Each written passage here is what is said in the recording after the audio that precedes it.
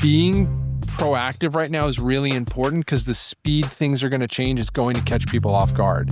It is not going to change linearly. It's going to be exponential. Welcome aboard the 21.5 Professional Pilots Podcast. Rock on. You're on 121.5, the emergency frequency. It's a show by professional pilots for professional pilots. I looked back at them and I said, I don't think we're at the right airport. And they go, I don't think we are either.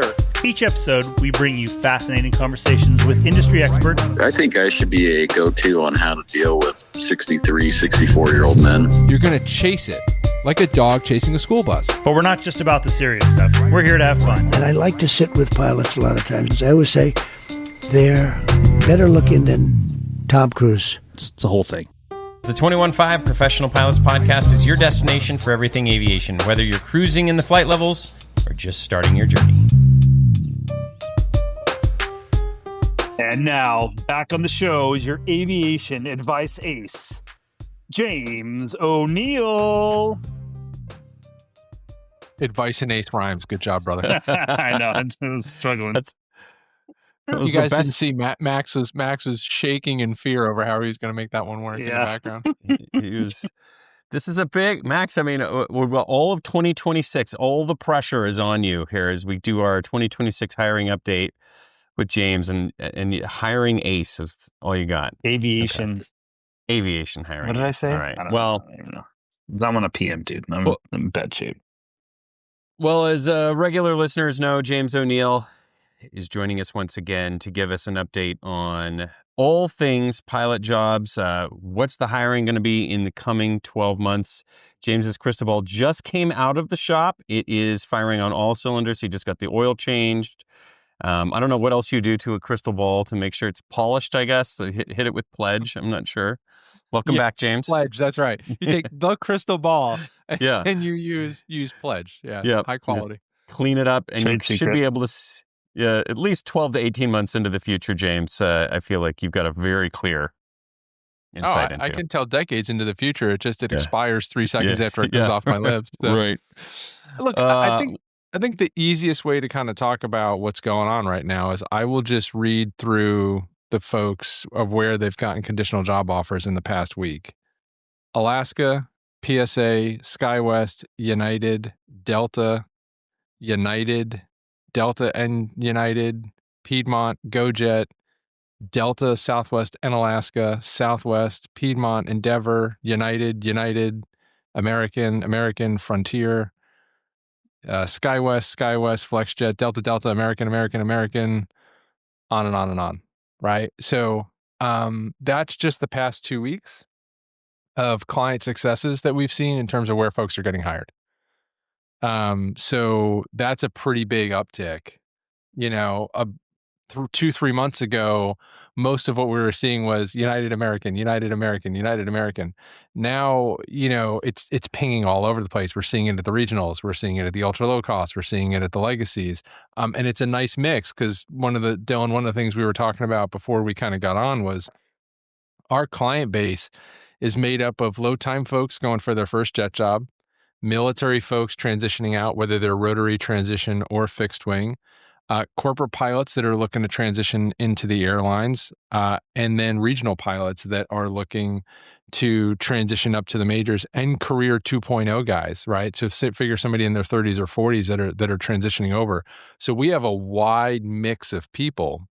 And given that wide mix of people, it gives pretty good visibility on kind of when things start moving, and they're firing at all cylinders right now. So other people's crystal balls are coming out of the shop too. I love it. So, I mean, the last 12 months, when we've talked, you've kind of made the analogy that there was just sand in the gears, right? There just the machine was not running very quickly, and of course we know that starts at the majors. If the majors aren't really hiring, then kind of everyone else is in a standstill. The music has stopped. Everyone's kind of sitting in their chair waiting for things to go. I heard you say United a few times, mentioned American a little bit there. So what do you see? Let's start at the top. What do you kind of see for 2026 with the big three? Yeah. So, I mean, you're hearing, at least United and American talking, big numbers. Are we going to be in that 1,500 to 2,000 per carrier again? And then Delta, which historically they've done this, they come out with way more conservative numbers, but then tend to kind of pick up. So it wouldn't be crazy if you saw, let's call it 5,000 pilots hired just between United, Delta, American, and Southwest. I think on the low end, you would have 4 to 5,000. I think on the high end, 6 to 7,000. Wow.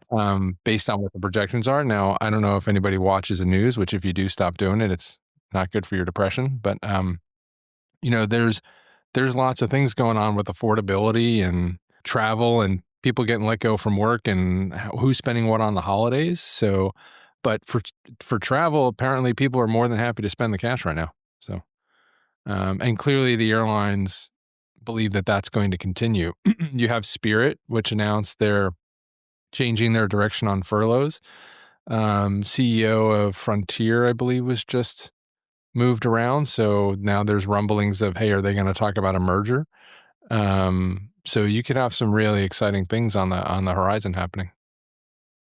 Okay, so 5,000 maybe going to the majors this year would be great. Would you compare that, just to give some context, when things were crazy, like 2022, 2023, how many were hired at the majors in one of those years? So you had 13,000 total, but that included UPS, FedEx, Atlas, Spirit, Frontier. Okay. That covered kind of about 12 different carriers.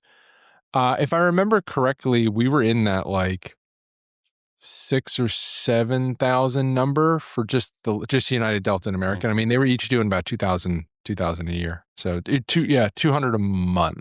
Was that right? Yeah, about 200 a month each. So about 2,000 to 2,500 each per year is what they were doing. So not quite as crazy, but it's going to be going pretty good, is what it sounds like. So look, if somebody takes their pet ferret and pet bat and puts it in the same cage, right? If somebody decides to, terrorist attack, or if we decide to go subprime mortgages again, take everything we're talking right now and throw it in the garbage, right? So if you have an unknown, it all goes away. But barring a coronavirus, 9/11, or 2008 financial crisis, there's going to be a lot of hiring this year, right?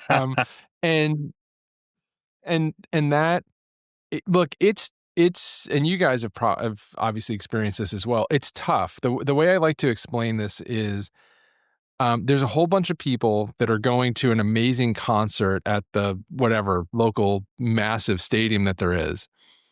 And there's a small portion of the group that's inside the stadium listening to the mic check, and a whole bunch of people outside in line hearing all that noise going, let me in, let me in, let me in, right? So it's tough because when you've been standing in line as long as a lot of these people have, they're not ready for how fast this turns over. The amount of folks that we have, just talking about the concierge program, right? Where 3 months ago, we started reaching out and saying, hey, we need to start interview prep and getting ahead, even though they did not have a specific interview lined up, but we could just see the numbers changing of like who was getting calls. And then these, they're getting a phone call to do an interview and, hey, can you come in a week? Can you come in 2 weeks? Right. So you go from your phone's not ringing to nothing happening at all to then, 2, 3, 4 interviews over the course of a month and a half. Then there's also the ups and downs of how well do you do? You got to remember, you go 3 to 4 interviews, you're not getting necessarily 3 to 4 job offers, right? Unless you're really, really, really dialed in. So there's a lot of ups and downs throughout this process that folks need to be prepared for because it's going to pick up quick. It's going to pick up quick in terms of making sure that you've gone back. The amount of folks that are calling us up that are getting interviews and going, oh man, I forgot to mention this check ride failure or this XYZ thing in my background that's creating issues for them. Go back through the paperwork and start checking it now, right? You can make as many updates as you want up until they call you, and it's not considered lying or change. It's not considered negative. You get folks get into the interview prep process, and you start noticing they're having difficulties with. I don't have tell me about a time stories to come up with. They're having difficulty with their tone and their delivery because they're getting really, really nervous. The more time you have to work on that stuff, the easier it is to smooth out. But then the next thing is, let's say you go into, I just had a guy recently went into a Delta interview and tanked it. And he had a United interview like a week and a half later. And, hey, what happened? And he goes, man, he was telling me about at times, man. He goes, I just collapsed under it.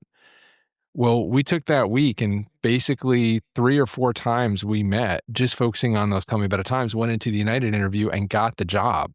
Spacing out your interviews. That way, if you go into one and something goes wrong, we have time to diagnose, right? So if it's one thing to figure out what the problem is, sometimes it's dead clear. People will come out of an interview and they'll go, yeah, man, the scenario-based questions I did horrible on, right? Or, hey, the technical, when they pulled out depth charts, I didn't know the answers, right? Sometimes it's really, really clear.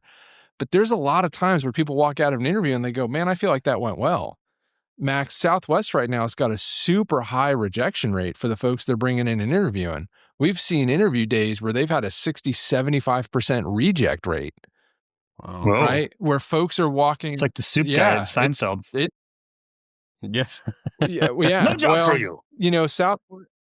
One of the things I think people don't realize about Southwest is Southwest took a beating 2022 and 2023. So when you walk in the door, they really want to know, do you want to work there? Because they don't want you going there and then quitting 3 months later, right? So being clear on kind of what's happening culturally inside these interviews. But if you go into your first interview and you tank it, right? And you feel when you walked out like you did well, it takes a little bit of time.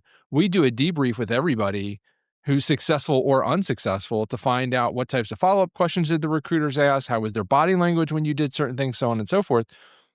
But you need time between interviews to debrief and tighten things up. Otherwise, if you start racking up rejection after rejection after rejection, it starts to crush your self-esteem, and then it becomes a self-licking ice cream What cone. is the rejection rate at the different carriers right now? Like you mentioned Southwest was, or you said 65 to 70. What's average? What's typical? So that depends on where they are in their interview cycle. So let's use a Southwest and let's use a United or an American or a Delta, right? So when you have a situation like Southwest, where how long had they shut down hiring for? It was like 2 years. I don't even know. You would know better than me. Yeah, It's been, I mean, if you don't count the cadet people, it's been probably a year and a half, I think. Maybe. Yeah, not counting the cadet people. Yeah, let's call it 2 years roughly, right? Okay. Plus, you guys have had some cultural change going on within that past 2 years, right? A little bit. Yeah. And so what happens is when a company comes out of not hiring for an extended period of time, you got to remember all the recruiters are rusty. There could be changes in the recruiting teams. It could be changes in the HR recruiters themselves, the pilots who are involved, so on and so forth. And so they've got to kind of get back up on their feet and figure out what they want this to look like. So anytime you're the first one to come in, when a company is changing their interview process, the reject rate goes up dramatically. Now, 60 to 75%, that's pretty high, right? Typically, you don't see that number go above about 50% when people are doing some type of cultural change. When you have a company that is dialed in, meaning they're doing a lot of hiring, they've been doing a lot of hiring, so on and so forth, typically you see the rejection rate sit between the 25 and 35% range, because you got to remember, they know what they're looking for in the application process. They're watching who they're bringing in that are successful and unsuccessful. So the filtering of who they bring into the interview goes up dramatically. Where this is really difficult, where we have to be a lot more creative. You take a Southwest or a United or a Delta, you take a GoJet, a PSA or an Envoy. They're interviewing so many people. We are constantly getting feedback on what's happening in that interview. And so we can dial in very quickly what the changes are, what the cultural changes are, and adjust in the interviews or in the interview prep. But if you have a small Part 135 operator that you're targeting, where maybe they hire 2 pilots a year, right? That's where us going back 10, 15 years of data becomes really useful, because sometimes you don't have as many data points to go by over, hey, what are they going to do here? And coaching someone so that when they walk in the door, they have the ability to adjust based on what either the chief pilot or the HR recruiter, whoever they're talking to, is saying, because it's a much smaller organization with much more fluidity in how they're going to do it. So the answer to that's going to depend on what level you're interviewing at, how much that company is interviewing, and how much cultural change they're going through at the moment. Great example, Southwest a couple of years ago when they swapped away from doing the SBI style where it was the 7-minute exercise and now they're doing it tabletop. That changed a lot of things. Okay, so we think, if the numbers hold, there will be movement at the majors, so that's great news for everybody.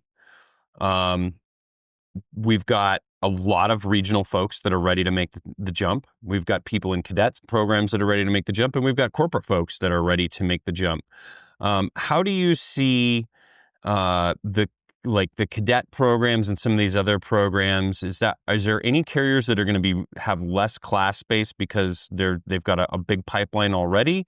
Are there, and if I'm a corporate guy, maybe I'm looking in there going, I don't really have a chance here because I'm not in any of these programs? Or can you talk a little bit about any of that makeup?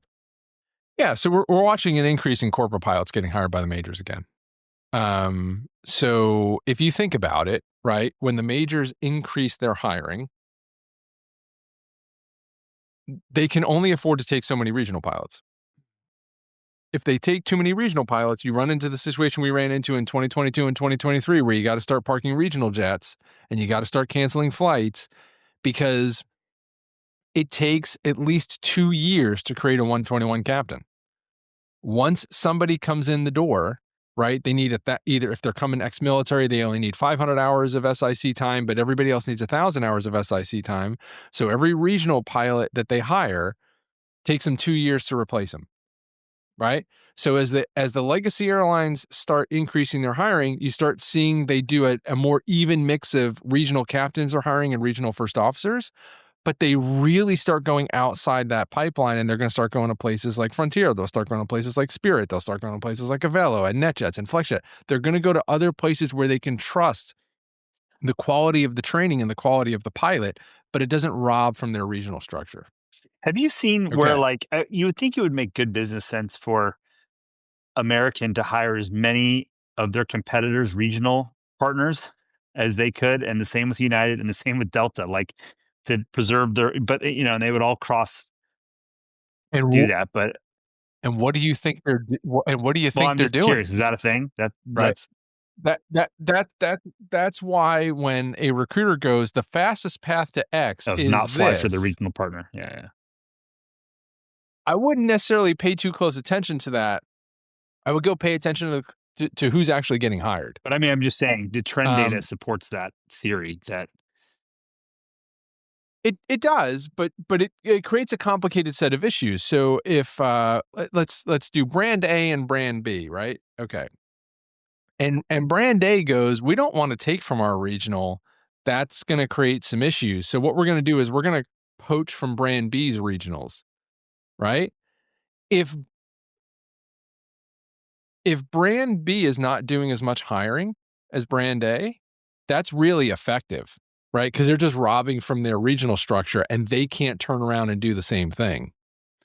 But if brand A is going to hire 2,000 this year and brand B is going to hire 2,000 this year, then you get into the scenario we had in 2022 and 2023 where it becomes a feeding fest where they're poaching out of each other's regionals and it just becomes a disaster. We'll see what they do. If they learned anything from 2022 and 2023, they'll go easy on that. But, I mean, at the end of the day, the pilot's got to come from somewhere if the hiring demand is that high. So it's not like, there's just not that many corporate guys. I don't care what regional pilots. Yeah. Vice versa. I don't care what company you're talking about. When you look at a whether you want to call it a flow program or a guaranteed interview program or whatever that is, from a regional to a legacy, that's like car insurance. You get car insurance, but you don't intentionally crash your car into a tree, right? Like that insurance is there in case something goes wrong. Look at that flow program as an insurance policy. If something goes wrong, I can always depend on this. But if that's your strategy is solely a flow program, man, they change the terms of those programs left and right. Well, and then people forget too, those programs flow the opposite direction. Like a toilet. Exactly. I remember when I was at the regionals a long time ago, and we were getting flow backs. Flowbacks. The Flowbees, remember? T-way the TWA flowbacks. They were most of those guys were a real Yeah. treat to fly up. They loved it. I'm sure they were happy. TWA got swallowed up and then spit out in that RJ, and you're like, Look, man, I'm The just guy's like, I was overnighting in Cairo 3 years ago. I was flying the L1011 to Now I'm Cairo, on a and now I'm corn flying to clipper. Dubuque in a ERJ. Corn clipper. Those guys are so pissed. Um, I love it when James like these guys have been but waiting for a long time. That the 1,500-hour guys. Like, how long have they been waiting, James? A whole year now? Jeez, the struggle is real in aviation today, folks. So in fairness, right? Talk to the lost decade, it's all guys. expectation See based. what they think. yes. Yeah. Yeah. Well, so let's talk about that real quick though. Like, so I was in instrument training in June. I started instrument training in June of 2001, right? So 9/11 happens. My expectation of how long it was going to take to get to a legacy was never going to happen. Honestly, like when I was in college and I had buddies that were doing the Continental internship, I was like, "You guys are dumb," and they're like, "What do you mean?" I go, "They will never like." What is that internship going to do? Get you hired at 55 for your last 5 years of your career? You can retire a DC-9 FO at Continental.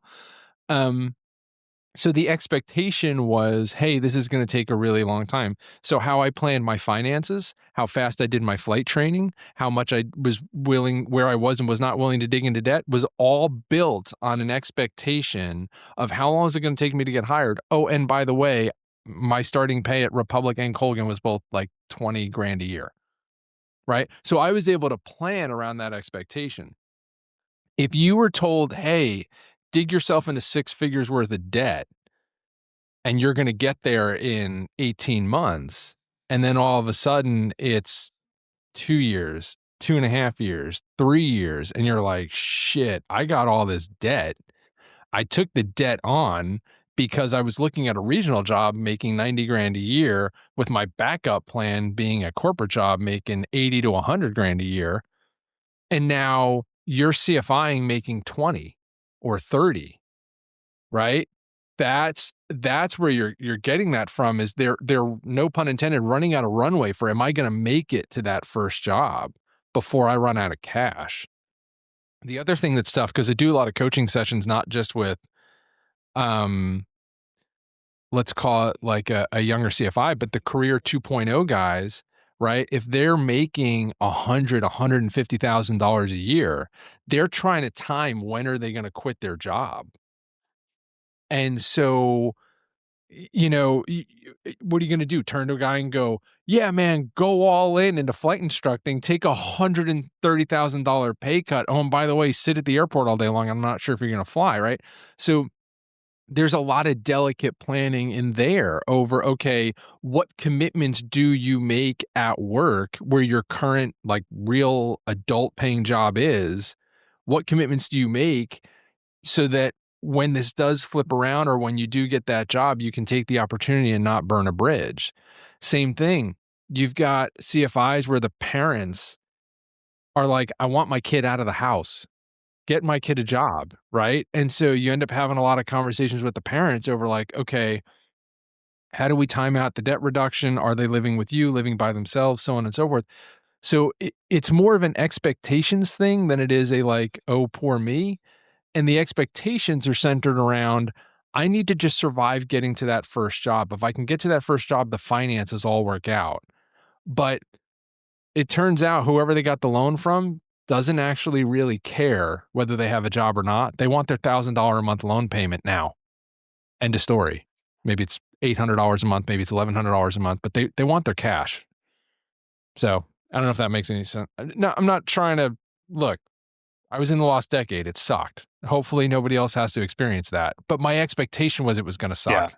Like, I know. I knew I'm that just being going in. facetious. Yeah. Just like to bring up the old days, like the old guy I sound like now. What's funny, James, I don't know if you know this. So I started I got aviation I have a bar at my house, has a wing for the bar tops. So it's kind of an aviation thing. And I started collecting like cocktail glasses like that you would have in first class from all airlines that no longer exist. And it's getting quite extensive, actually. Nice. So it's kind of funny sometimes you stand there. I've had this a couple times where I'm standing there and I look at all these glasses. I'm like, damn, like that's a lot of, and I mean, like, I'm getting pretty obscure now. I just got a glass from Western Airlines. I was really excited for Bonanza Airlines, and the guy like then I bought it on eBay, and then he like sent me a message. He couldn't find it anywhere. I'm like, no, keep looking. I want that. No, It's awesome. Bonanza. Because they have a little shrine for that in Vegas. But anyway, my point is, it's kind of uh, interesting to look at all of those glasses that are there from a bunch of airlines. Continental's in there, some ones you mentioned that's crazy. yeah. Dude, when I was at Network, I had a Northwest captain during the Delta merger come back and hand me a resume and go, could you please walk this in? I'm not sure if I'm going to survive this merger.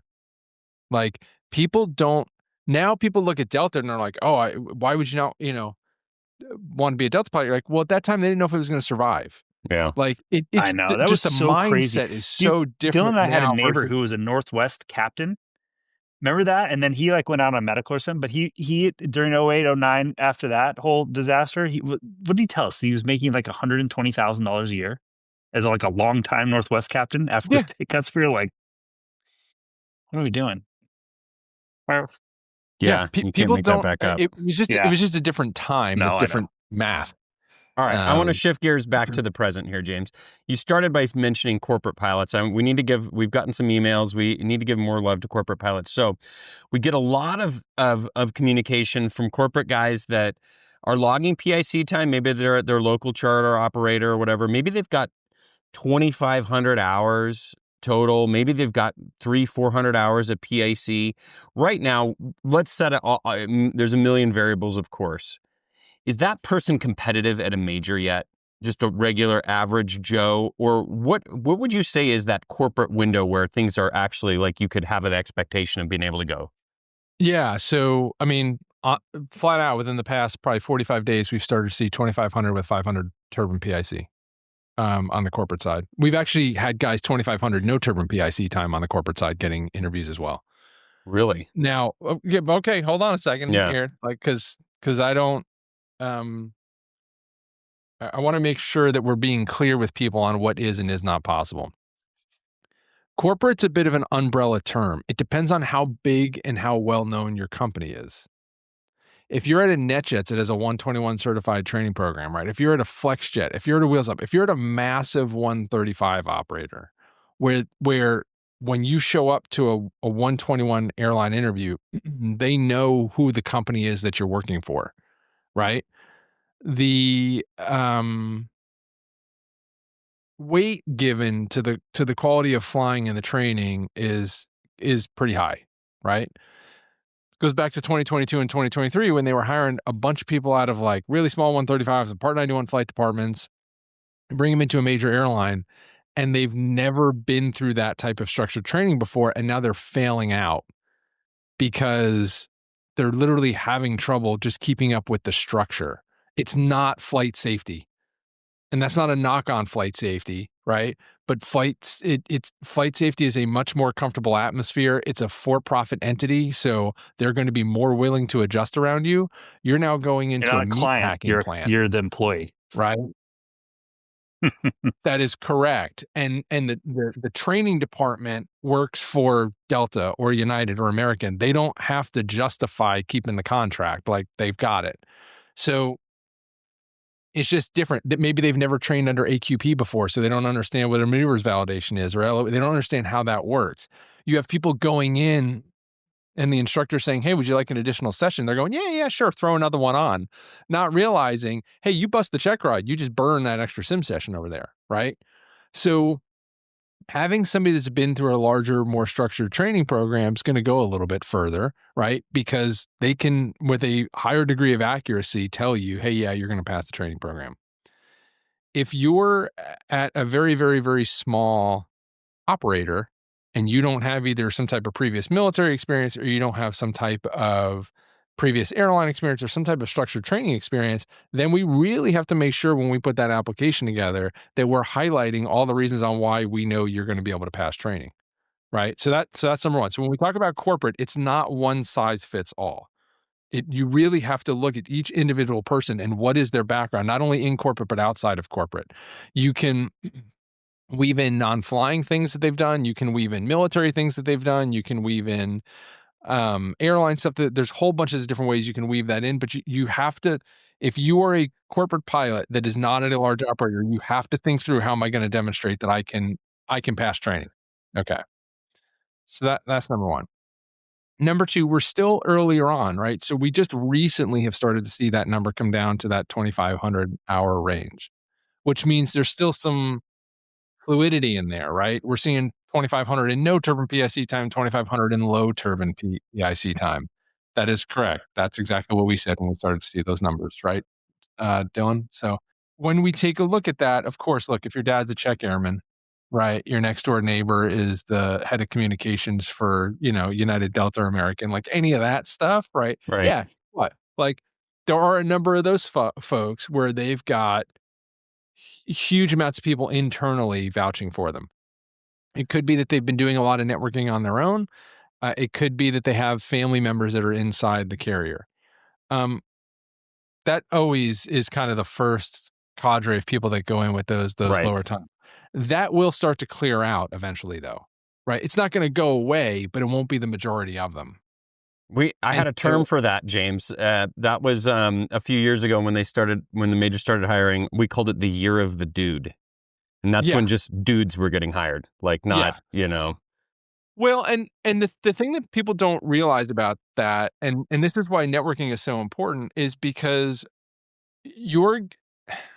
when you're networking, you're actually really secretly interviewing, right? They're getting exposure to your personality, to how you behave, to how you communicate, so on and so forth. Once you become a known entity, they are more willing to take a chance on you than bringing somebody in for a 1 hour interview and honestly rolling the dice and taking a guess. Yeah. So that's why a lot of people are like, well, my dad isn't a check airman, or I don't have a family member of XYZ. Well, neither did I, right? But that's why using things like LinkedIn, and that's why building those relationships is so important. Yes, it was harder for me than it was for somebody who has a relative inside the carrier, but it's not impossible. It's just uncomfortable. Right. Which is why when we do the networking, we literally sit there with you and help you type out messages to get the ball rolling so you understand how to do it. Because once someone sees it being done well, then they go, oh, I don't have to tell someone what they want to hear. I don't have to be transactional. It's a lot more conversational. It's a lot more relaxed than people build it up to be in their head, but it is consistency over time. That's what actually creates the problems for people. They see it work. It works a little bit, and then they go, I don't want to maintain it and keep it up. Okay. Well, then what you're saying is I want to wait longer to get there. That's fine. Okay, let's shift gears now. We know if you're a regional captain, I would say you're in, you're in a good spot. It's kind of a numbers game. You're at, really, but yeah. Okay. I mean, there's these things called metering programs. But I mean, you're earning 121 PIC time. Like you're in the right place to be building the credentials you need to go, right? And obviously there's networking and things you can do to accelerate, but you're in a good place. What we're starting to get emails from are a lot of the regional FOs at this point, and especially getting a lot of emails going, should I take a direct entry captain at this other carrier? There's no movement. It doesn't look like I'm going to upgrade. So people are starting to get impatient there. So let's talk to those folks for a minute. Obviously, it does depend on what regional you're at, but by and large, if you're that regional FO with maybe a couple 2,000-3,000 hours, but you're not seeing that upgrade coming, what are your thoughts there? Yes, let's talk about direct entry captain. If you are flying an Embraer 170 and you're going to go to another company and become a direct entry captain on a CRJ, you got to ask yourself, how comfortable are you with that? That's very different than if you're flying a CRJ at company A and you want to go become a direct entry captain at company B flying that same CRJ. Now all you're learning is whatever the company policies and procedures are, right? So the idea of becoming a direct entry captain, it's not a hard yes or a hard no. You've got to ask yourself, how comfortable are you with that? So for example, after I had been through, let's say, Colgan, Republic, and NetJets, the idea of taking a direct entry captain position for me was not as intimidating or uncomfortable because I've been through enough different training programs that I know how to study, I know how to prepare, I can adapt very quickly. But if I've been through an FO initial and maybe one FO recurrent, and I'm not confident in my abilities, that direct entry captain could end up setting you back because you failed the training, right? So the first thing you've got to ask yourself is, A, am I going to be going to a same airplane or a different airplane? And then how comfortable am I with that? What we have been doing with concierge folks is if you have someone that's evaluating a direct entry captain, that's where we start leveraging the networking to start getting access to materials ahead of time so you can start studying before you make the decision to go in and interview. So if you can get online and you can get all the system stuff memorized, if you can get copies of the flows, profiles, and callouts, if you can start getting that stuff and taking a look at it and gauging how comfortable are you with that, if you can start networking with folks that are there that are FOs or captains and, hey, can we go through flight releases together? Can you talk to me about X, Y, and Z? You can get your mind wrapped around it and the probability of success goes up dramatically. But if you're just looking at it as like, oh, direct entry captain, I really just want that 1,000 hours of turbine PIC time, and you think it's going to be an easy button, man, you go bust the training, you just set yourself back. So this is a lot more nuanced of a discussion that I have with people when they're evaluating this. And I have some different questions I'll ask depending on their background to kind of pressure test certain things and find weaknesses. And then based on what I find, I can have an honest conversation with them on, hey, this is what I think your probability of passing is, or probability of it being a good thing is. And then number two, let's create a networking strategy so you can go get the information ahead of time. Imagine if you roughly knew what was going to be asked in the oral exams, you roughly knew what the types of scenarios they were using during the simulator profiles. Imagine if you had something like Microsoft Flight Sim where you were practicing the profiles ahead of time. Imagine if you had access to systems courseware before you went in the door. So you're not showing up at training on day one with 100% solution, but you're 70% of the way there. Now you can kind of relax during the training and pick up the additional 30%. The other thing I think that it can be hard for a regional FO is if you're sitting there and you're going, look, it looks like 6 guys a month are getting upgraded ahead of me. And so if I do the math, it's going to take me forever. It's going to take me 2 more years before I get that upgrade. And it's hard because it seems like that you can't use that forecast number once things start cranking again. And so what you may be projecting in your head could really change, obviously, depending on what regional you're at. So I just wonder how many people might be tempted to leave from actually a really good situation, but they just got to be a little bit more patient. Yeah, and so that's where the lot of the strategy that we work with is you start playing with probabilities. The problem is when people future cast, they're looking at today's numbers. And that's not good enough. So you have to not only take a look at today's numbers, but there's other metrics you got to start looking at, like what investments are they making in the training department? What are they doing with the check airmen? Hey, what are the current business plans that are going on, not only of the place that you're at, but whoever they're attached to? Start watching closely. Okay, how well are they executing on that? Right? So easy example, there were a couple of years where United American published hiring numbers and we sat down and we're like, I don't see how they're going to hit that. Like, there's just no way. I think they're going to come close, but I think they're going to undercut it by X amount of percent. And our estimates were pretty close, but it was because we were taking in a whole bunch of other data that we were putting together at once. And then you're constantly watching your assumptions and going like, okay, well, so they were supposed to hire 200 this month. They hired 180, right? Now, someone may look, oh, that's only 20 less. Yeah, it's 10% though. Okay, cool. So next month, how many did they hire? Okay, so the training footprint should be this amount of time. How many people are delayed waiting on sims? There's a whole bunch of other tea leaf reading that you got to go through, which is what we're constantly pulling in, right? To refine those assumptions. Think about it like thunderstorm flying.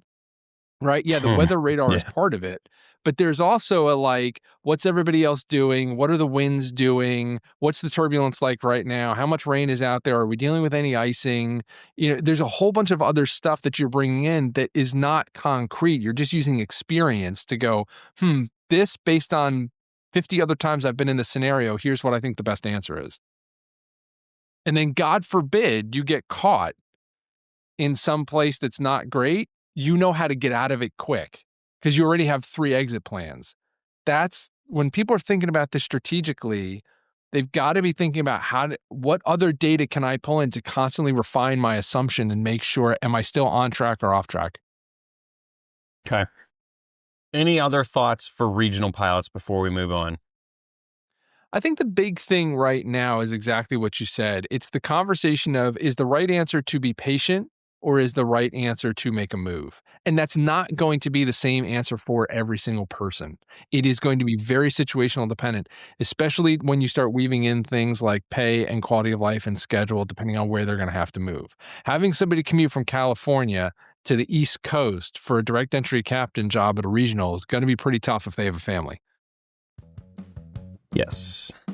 Let's take a quick break to tell you about a friend of the show, Timothy P. Pope. Tim is a certified financial planner who specializes in helping professional pilots chart a smarter financial course. Whether you're focused on retirement, investment management, or strategic tax planning, Tim brings the tools and insight to help you make the most of your career and beyond.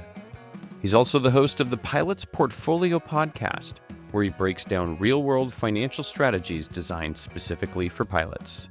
Timothy P. Pope, helping professional pilots make the most out of life. All right, now to the main event, the bulk of the emails that Max and I have been receiving for the last 6 months. And we've got a particular email where, you know what, let's just read the email to you because it just does a good job of summarizing it. All right, it says, question for James. Hey, dudes, love the show. Heard you're bringing James back soon and love to get the thoughts on something. I'm a CFI, and a couple of my coworker buddies hit our 1,500 hours last year and our ATCTP complete, quote, turnkey guys, as I heard one recruiter say it to me. It seems like we've done the right things. We got to know people at different companies, built a network of great folks who have been amazing and helped us out, and went to the conventions and met recruiters, etc. We all landed interviews at several regionals. We were successful and got CJOs, but now we are in a weird limbo waiting for a class. 2 of us have CJOs from one company and have no class date after more than 15 months. We're keeping at it and continuing to network and keep apps updated at other companies. It feels like a strange in-between, like the dog that caught the bus, but we can't get the driver to open the door and let us in.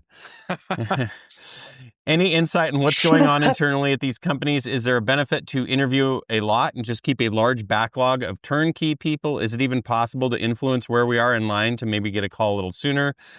Would love to hear James's thoughts. Thanks. Yes, it's a really good point. The way that I start with this is I create a drop dead date on where, hey, listen, if the place that's offering me a CJO is not offering me a CJO, I'm 100% moving in another direction. And here's why I say that. Because back to my Dumb and Dumber example, the conditional job offers that IOU scene, right? Where he opens up the briefcase, there's supposed to be $1 million in cash, and it's just ripped up sheets of paper, right? And the guy pulls it out and goes, what the hell is this? He goes, that's a pretty big IOU. You might want to hold on to that one, right? That's all a conditional job offer is. It's an IOU. Okay. There's a couple of difficulties that people run themselves into. So the first is they will delay applying to other places and interviewing at other places because they secretly really want to go where they have the conditional job offer and they don't want to risk going someplace else and burning a bridge, right? So I get a conditional job offer at Regional A. Corporate company B offers me a job. I don't want to go there, sign a contract, or go there and then quit like 2 months later. 15 months in, and they're still no job at that conditional job offer. And had they gone to the let's say the corporate place, they would have already been there 12 months. That's where some of that tea leaf reading comes in. When someone gives you a conditional job offer, you want to have a rough idea on what's happening movement wise. Okay. The problem with waiting is you can get into the situation that they're in where it becomes a sunk cost fallacy. Well, I've waited this long, I might as well wait a little bit longer. And now 15 months becomes 18 months, becomes 24 months, and so on and so forth. When in reality, if you're a CFI, what you're likely looking to do is get into your very first jet or your first multi-engine turboprop and start building that time. My personal thing is anytime I go someplace, I go there with the assumption that I'm going to stay 12 months. And not saying you won't necessarily move on faster, but 12 months is a good estimate. And then you can kind of go from there and adjust and see kind of what direction you want to go down. If someone's waited 15 months at this point for a conditional job offer, they need to sit down and go, what do I think the probability is I'm going to get called in 30 days, 60 days, 90 days? If that probability is high, I don't know the company that they're waiting on, so I can't give you necessarily a direct answer. But if the probability is high, then cool, start the networking, hardcore at someplace else to try and line up an interview in 90 days. That way, hey, guess what? If the other company comes in and offers you the job, you can always cancel the interview. If they don't, go to the interview and let's see if we get a job offer from there. If the probability is low that you think that conditional job offer is going to convert to a class date in 30, 60, 90 days, you really got to ask yourself, what are you waiting for? Right? And I would really heavily encourage either changing the networking strategy so that, because sometimes what people are doing is networking at the place they already have the conditional job offer to try and push that faster versus networking someplace else that's going to give you a better job. Right? But I would really start taking a look at reevaluating the networking strategy and is it doing what we need it to do? Don't you kind of feel like the logjam down at the CFI level is going to really, like, okay, I know I've been waiting 15 months, but that's because there's really been no movement at the top for 15 months. So like this summer, I just feel like everybody's sort of been in a holding pattern, and then once the flow starts, everybody's going to start moving. So I don't know. Is that the wrong way to think about it, or No, does that it's make not. sense? I think that's why a lot of people are in the situation. But each person individually, we've got to ask how much. Like, are you running into debt every month at your current job? Right? Like, how much time are you building at your current job? Are you building, like, it depends. If they're in a decent position, like, I'll use an easy example. Let's say you have someone that's a CFI and they're building 50 hours of multi-time or 30 hours of multi-time a month. Yeah, stay at the job. Great, right? But if you're like CFIing and you're in the upper Midwest by me and you're coming into the winter and there's going to be no flying because it's snowing constantly. Well, the thing is, can you financially afford to wait out 90 days, 120 days? If it takes 6 months, can you wait that out? That's what you got to ask yourself. Is it going to pick up? Yeah, 100%. We're already seeing it, right? Seeing folks interviewing at regionals, getting conditional job offers, depending on the regional we're talking about. Certain ones are moving faster than others. But the waiting game really depends on the situation that you're in. If you're a career 2.0 guy making 150 grand a year and you own your own airplane and you're keeping 100 hours a year currency, yeah, you're probably going to wait it out. Right? But if you're not making your student loan payments every month, that's a different story. That's a good point. You got to remember, we're not shooting for perfect on the job. We're shooting for what, at the end of the day, if you're trying to get to a legacy airline, you're trying to get to a NetJets or a FlexJet, you're trying to get to a Primo 91 job, is the next job I'm going to take put me closer to that or further from that? If it's going to put you closer, right, there's a lot of ways we can make that work, but people get too trapped in, but this is the way I want to get there. All right, well, that may not be the best way today. That might have been the best way a week ago or a month ago or a year ago. That's where that fluidity and that so much of what we do with the concierge folks that we work with is readjusting the strategy. It's constant. Like when someone comes in the door and works with us, we do an initial strategy session where we go through and go, okay, what are the goals? Yada, yada, yada. Changes constantly. And it's not them. We're constantly updating. Here's what's going on in the market, and it changes the strategy. Right? If you were flying an MD-11 recently, your whole, let's call it Western Global, your whole career trajectory just changed. Right? So there's a lot of things that are going to come your way that you can't predict, but the strategy is constantly adjusting. It's not there is no set it and forget it strategy. Makes sense. Let's jump to another email, Max. As a furloughed Spirit pilot, I have also failed all 3 of my legacy interviews. Are the chances of me getting called after 12 months rapidly diminishing, or is there still hope for me? All of my furloughed friends, including myself, haven't gotten legacy offers after interviewing. Is that something that is somehow going against me? So, thank you. The success rate of a lot of the Spirit pilots has been lower than I think they expected. And there's a couple of different reasons for that. If anybody has ever been through a furlough or a major life event that was unexpected, and I know pilots hate using this word, but it's emotionally difficult. So I want you to imagine being a Spirit pilot that love the company, right? Regardless of what people may feel about what the passenger experience is like on Spirit, right? I don't think I've had one pilot that I have talked to at Spirit that didn't really enjoy the job and really enjoy the people that they work with. Genuinely. Like, probably one of the first times I've had a company announcing major furloughs and the pilots were disappointed they were being furloughed, not pissed at the company. So you've got this huge mental shift over grieving the loss. I'm not going to be a Spirit pilot. How am I, Spirit has been, there's a lot of like ups and downs over we're going to let go, we're not going to let go. How many are we going to get let go? When are we so there's this huge emotional roller coaster that they're going through. So that is tough, which it does impact interview performance. The second thing is because a lot of folks were not thinking of leaving, they weren't really, their logbooks really weren't kept up, right? They weren't keeping up the resumes. They weren't keeping up the applications. So now they get this really, really compressed time frame when they're under high emotional stress. And now they got to do all this stupid paperwork where you're trying to dig up college transcripts. So if you think about that, it's a really difficult position to interview under. It's a really difficult position to perform well under interview-wise. The other part of it is because of a lot of the ups and downs with Spirit, secretly a lot of them, if they could have stayed, would have likely have preferred to have stayed. So now when you get into the interview and they're asking you questions like, why do you want to work here and what interested you and so on and so forth, the words that are coming out of their mouth might be right, but the tone is really off. And so with a lot of the folks that are Spirit pilots, there's a lot of kind of mental reframing and performance coaching we've been doing with them to make sure they're at least going in with the right mindset.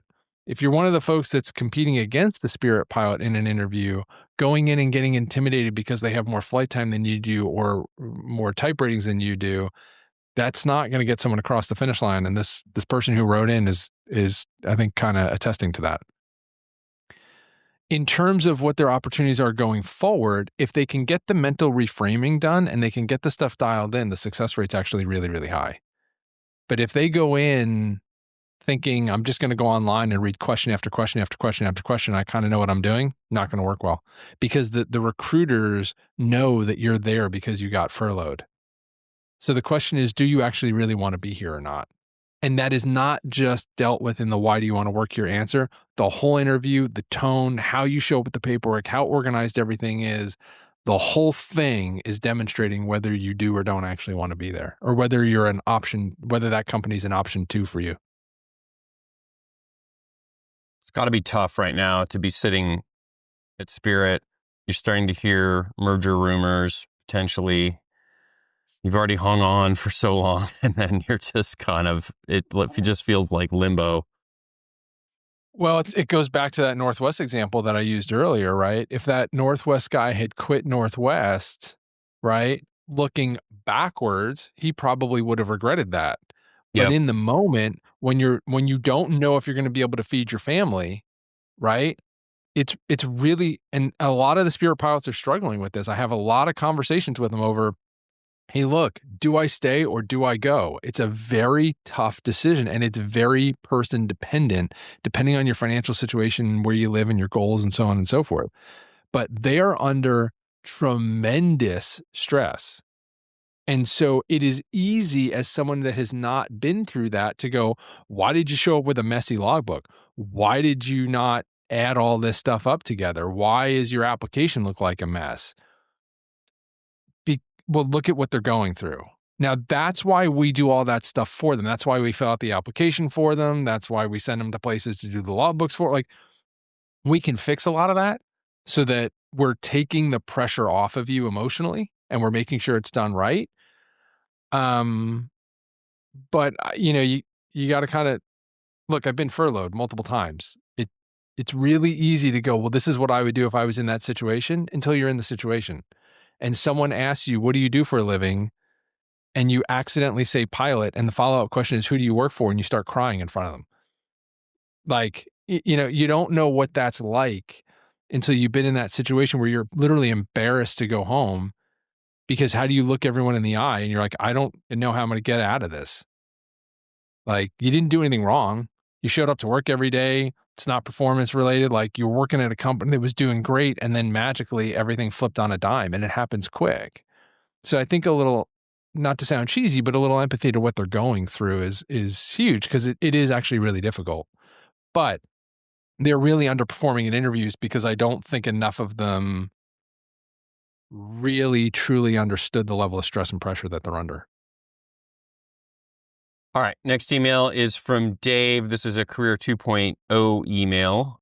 He's got a pretty interesting background. Graduated from Embry-Riddle back in 2001 with both flight and maintenance. Walked out with commercial single-engine land, commercial instrument helicopter, multi-engine private, and his A&P. Right out of school, he had a Part 91 job flying for a doctor, and they had a bunch of airplanes and helicopters. He flew around for a while doing that. It sounded like a pretty cool, pretty unique gig. But as he says, life took him sideways into non-flying federal law enforcement, where he's been ever since. He kept his helicopter CFI current, but he's rusty on fixed wing side and doesn't have an airplane CFI.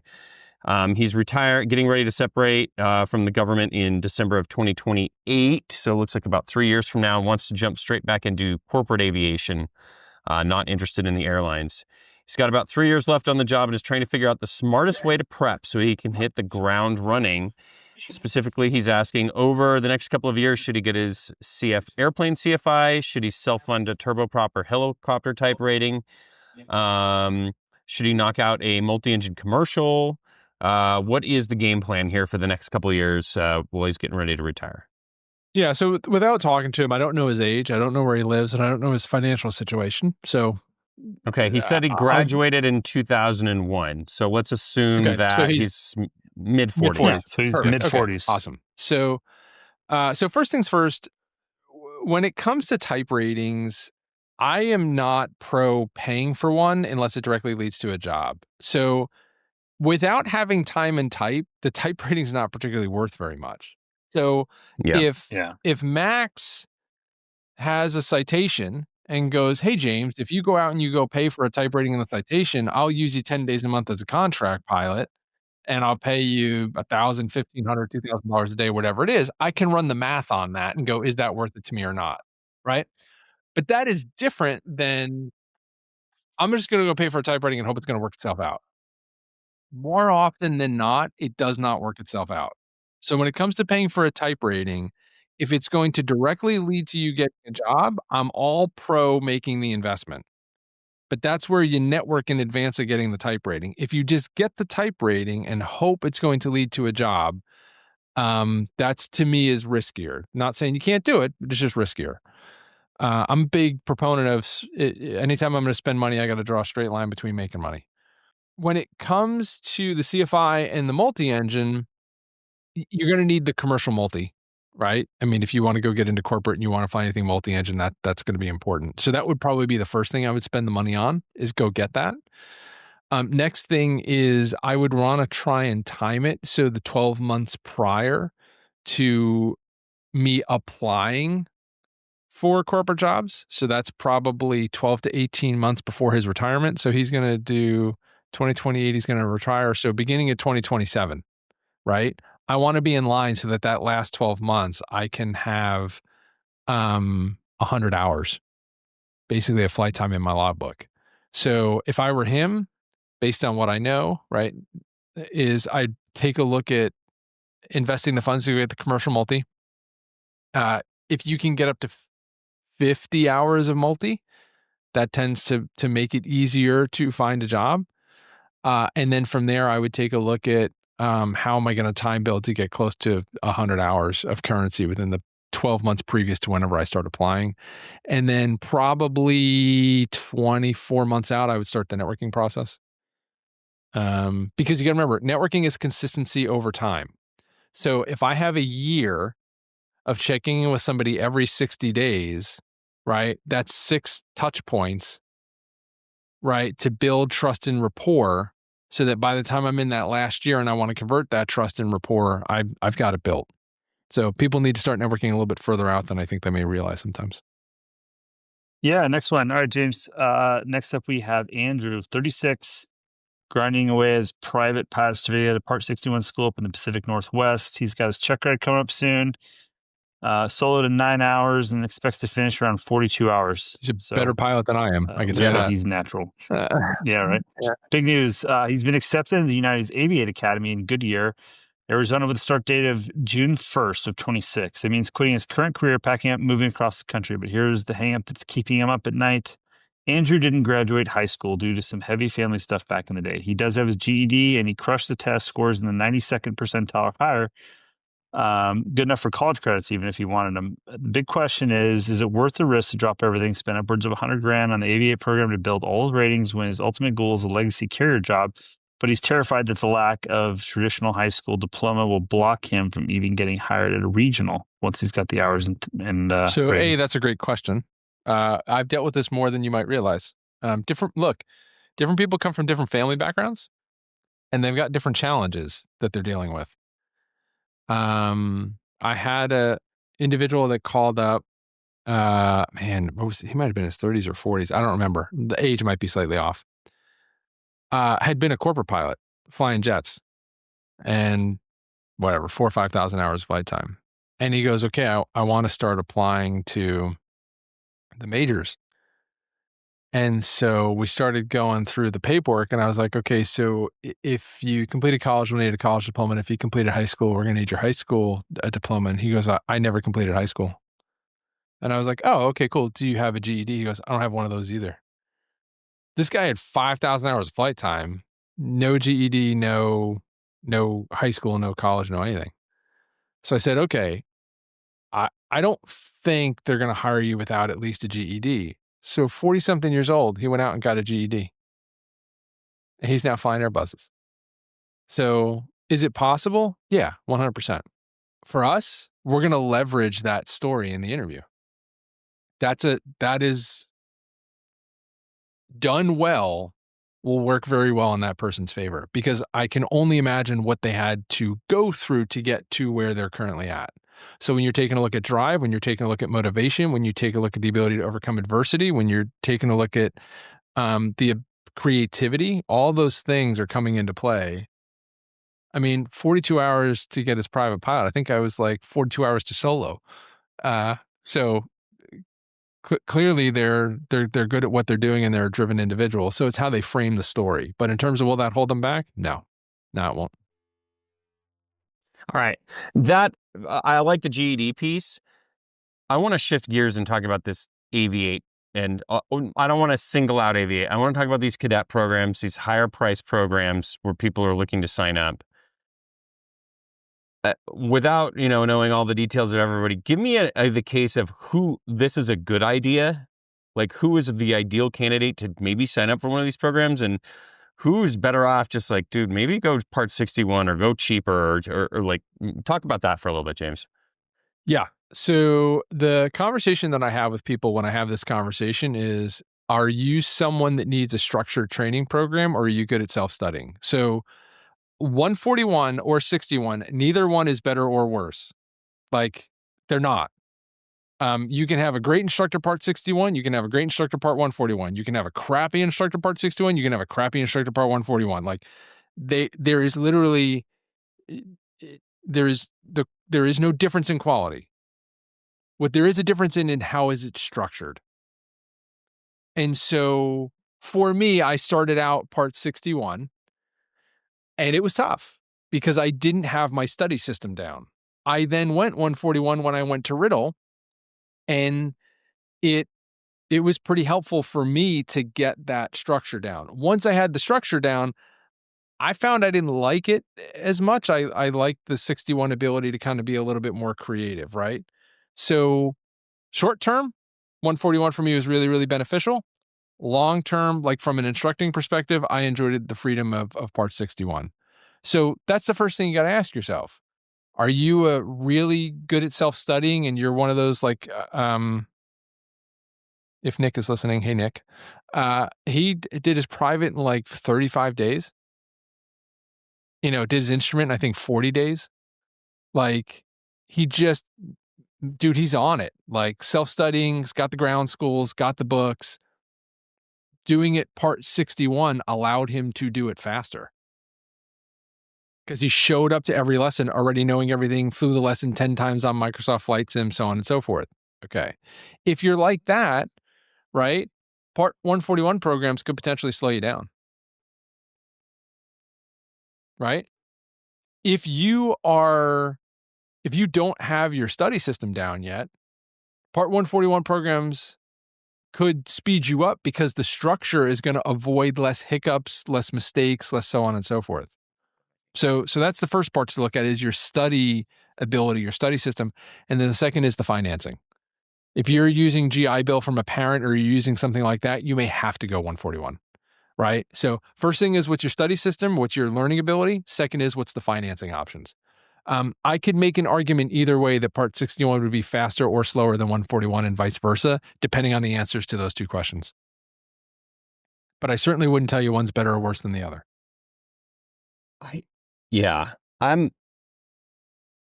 It's tough because I think, we've talked about this before.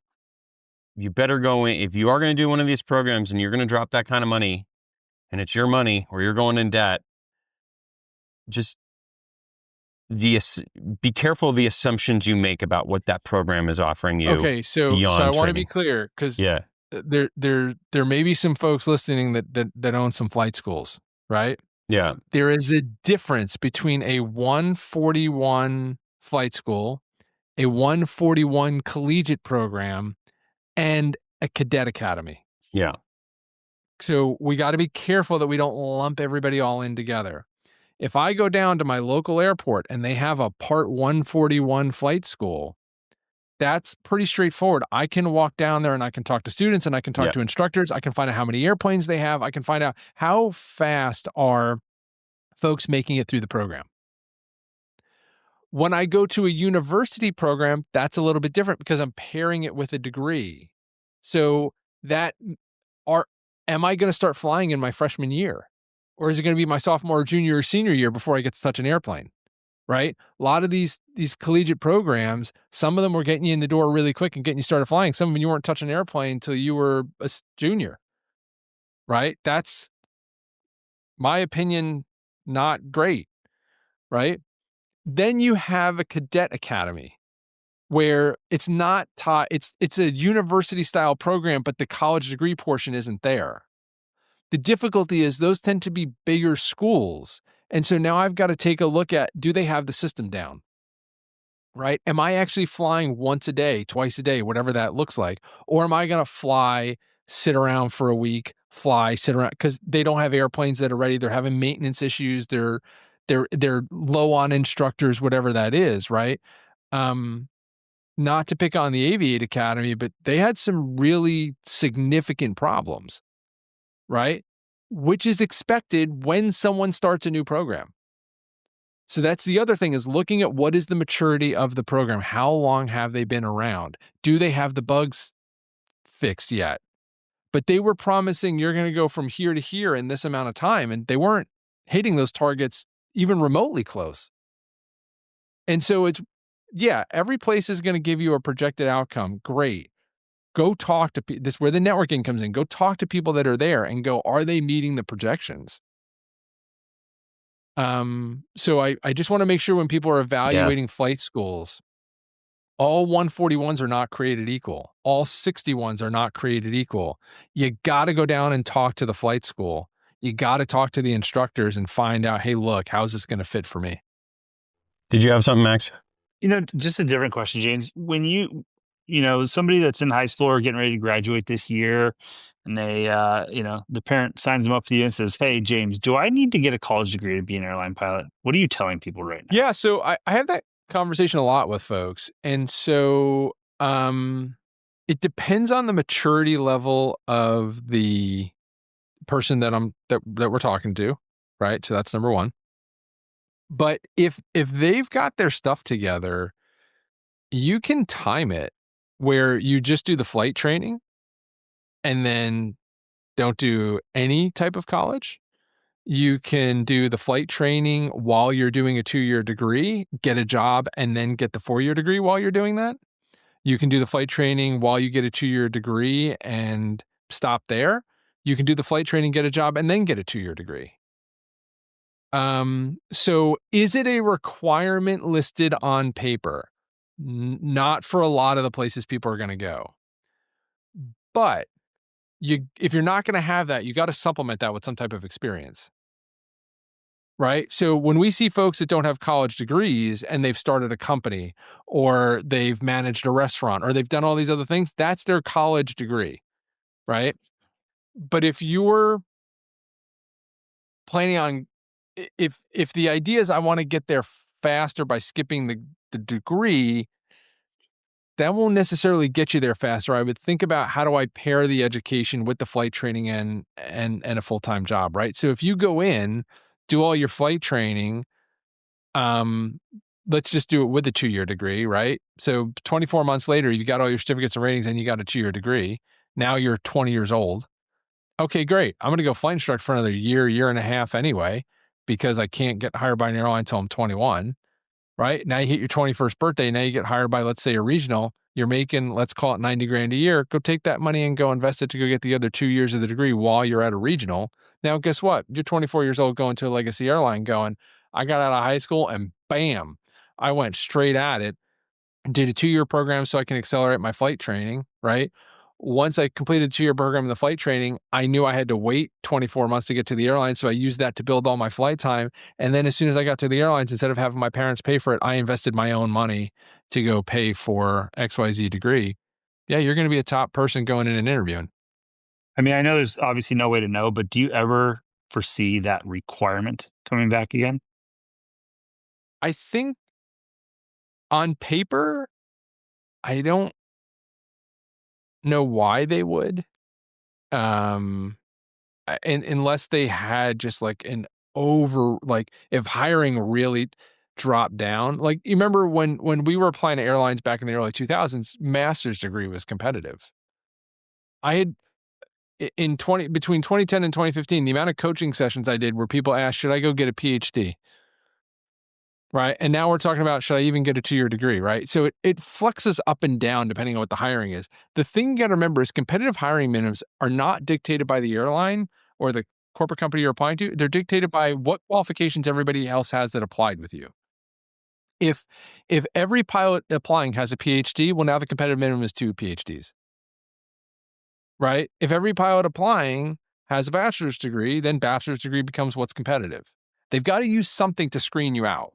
I was just going to. Yeah. Well, in our case, it's everybody applying has 8,000 hours. Then it comes to a college degree. Precisely right? correct. You got to find something. They got to find something to weed people out.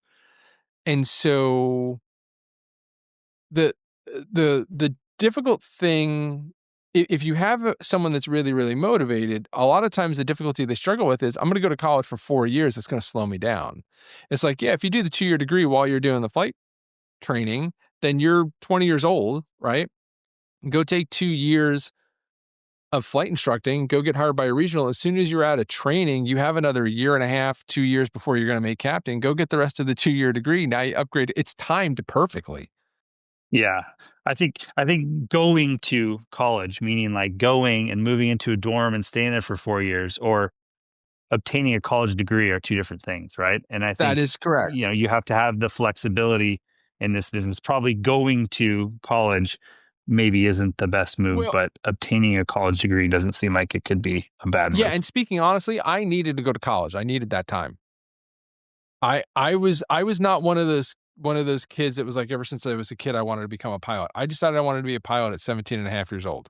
18, I was in college.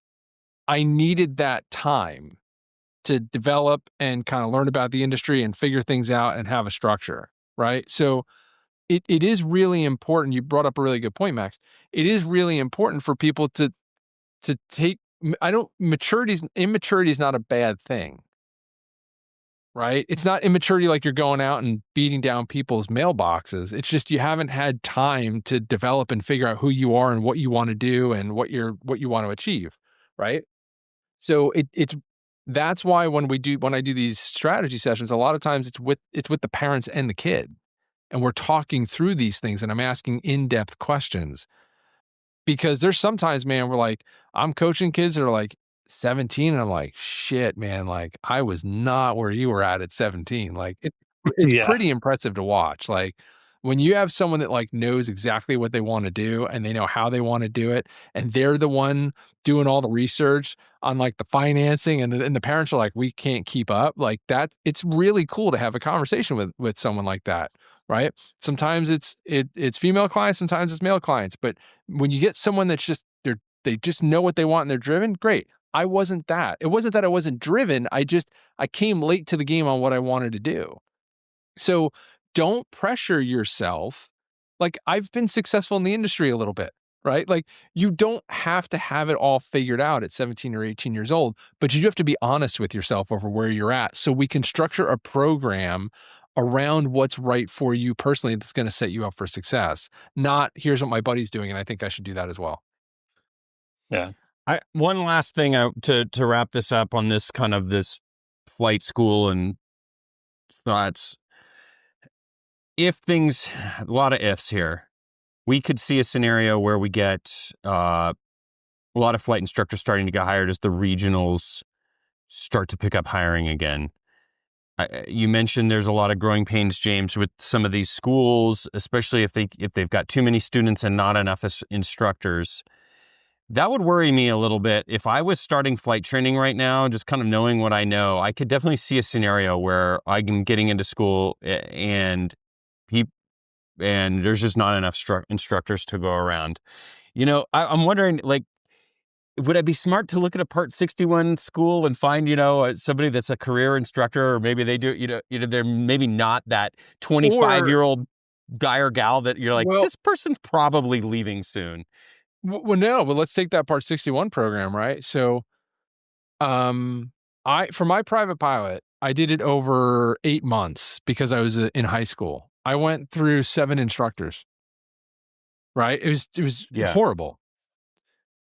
If you take someone that's really motivated and they show up prepared and you go to Part 61 flight school and they've got the time and the finances set aside so they can fly twice a day, every day, it doesn't matter if the instructor's going to leave really, really quick or not. You're going to get your private in 45 days.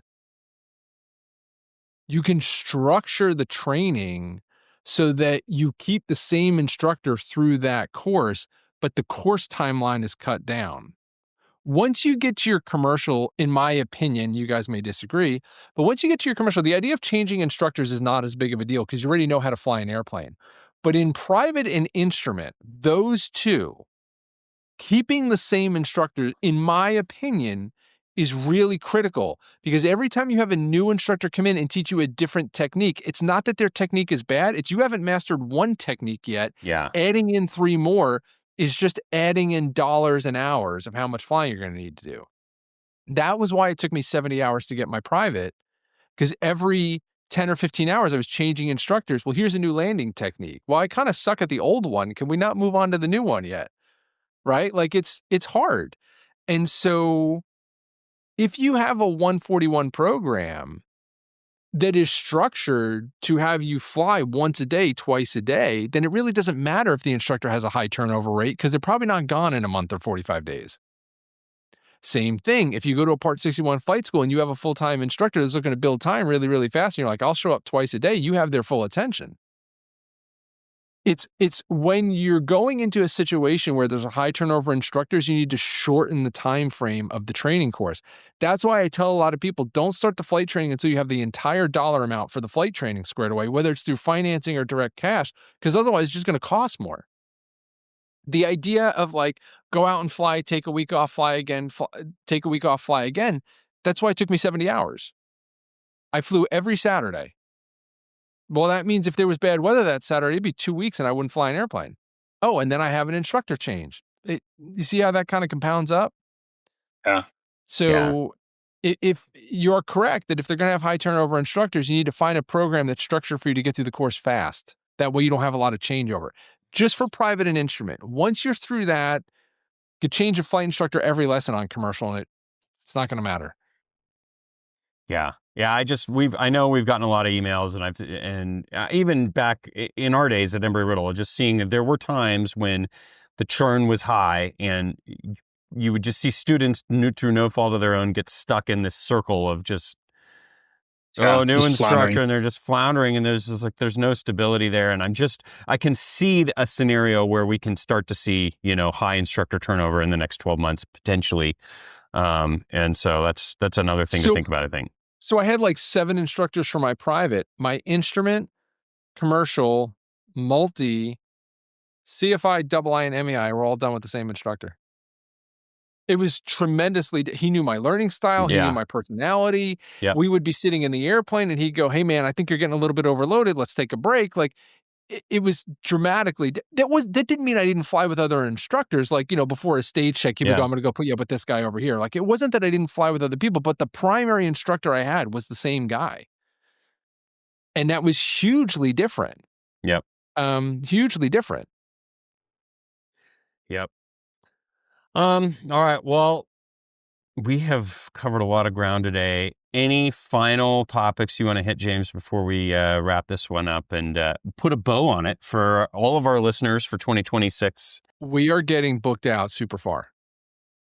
So for folks that are looking to start the application process, for folks that are looking to interview, for folks that are looking to join the concierge program in terms of making sure that we're setting the strategy, that they get access to the community, that we're doing the career development services, that they get access to the mindset coaching and the industry intelligence that we're giving them a little quicker than we're giving everybody else publicly, you got to lead the turn.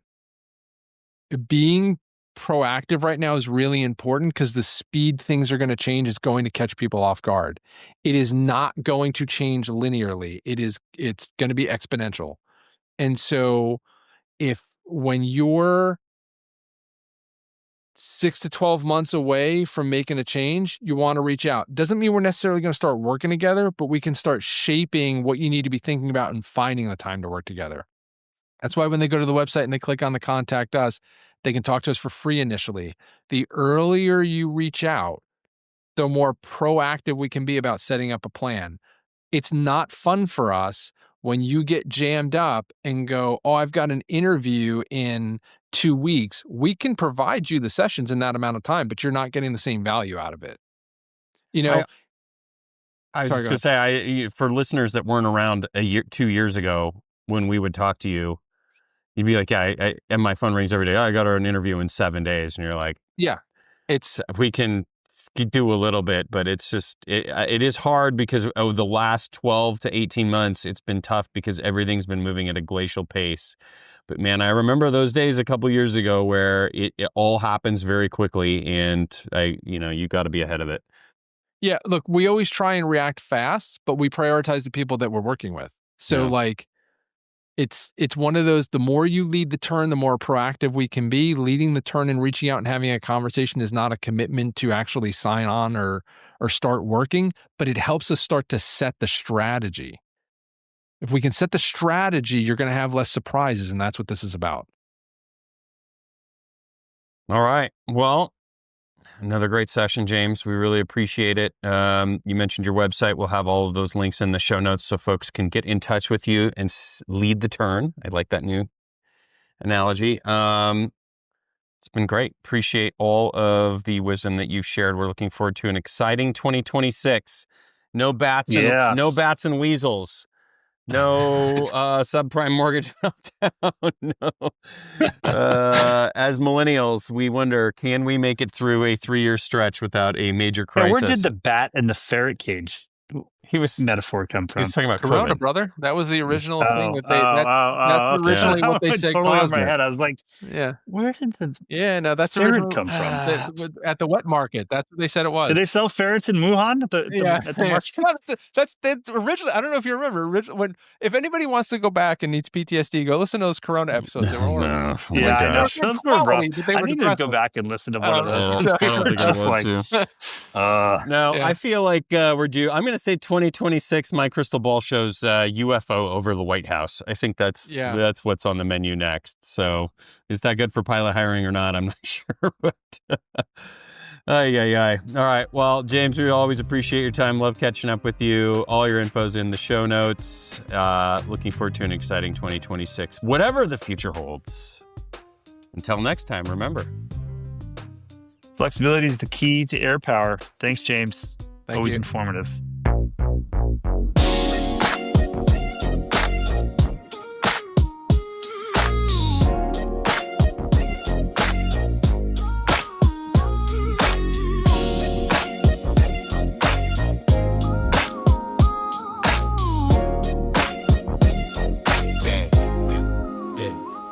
crystal ball polished, numbers start to move. Sand out the gears, now the whole system groove. 2 years stalled out, now the calls come quick.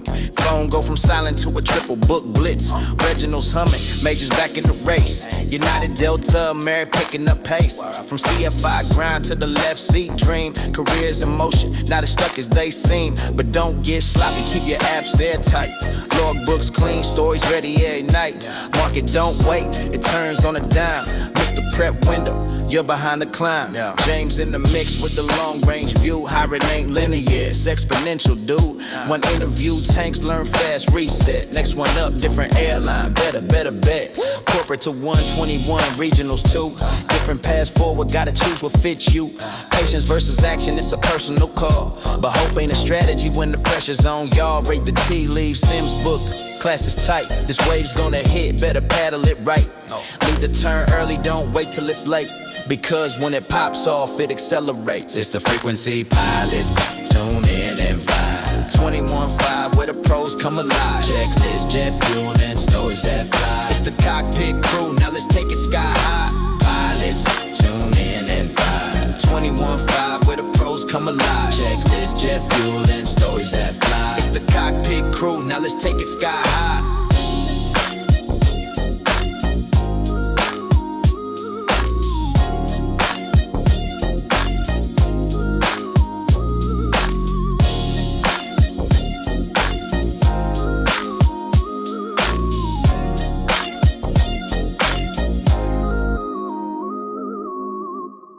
The statements made in this show are our own opinions and do not reflect, nor were they under any direction from any of our employers.